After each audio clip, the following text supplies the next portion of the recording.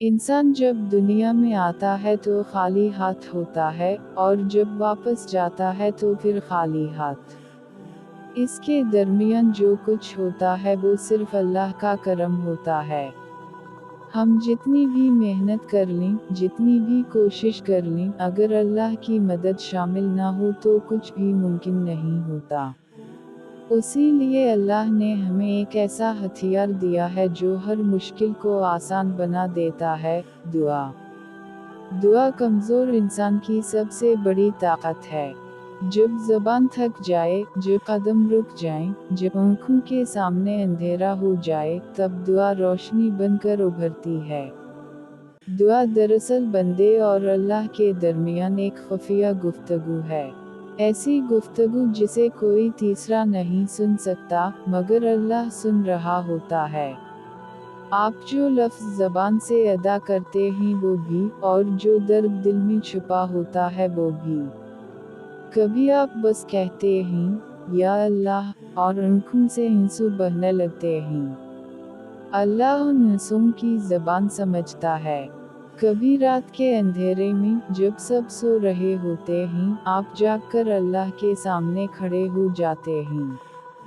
ना कोई देख रहा होता है, ना कोई सुन रहा होता है, सिर्फ आप और आपका रब। यही तहज्जुद है।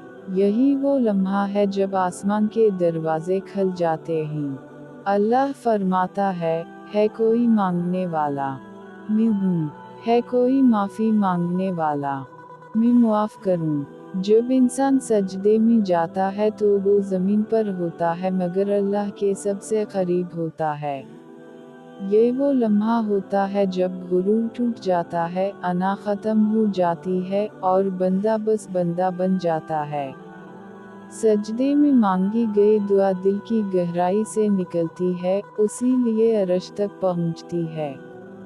कभी कभी अल्लाह हमें तौरता है, ताकि हम उसके करीब आ जाएं।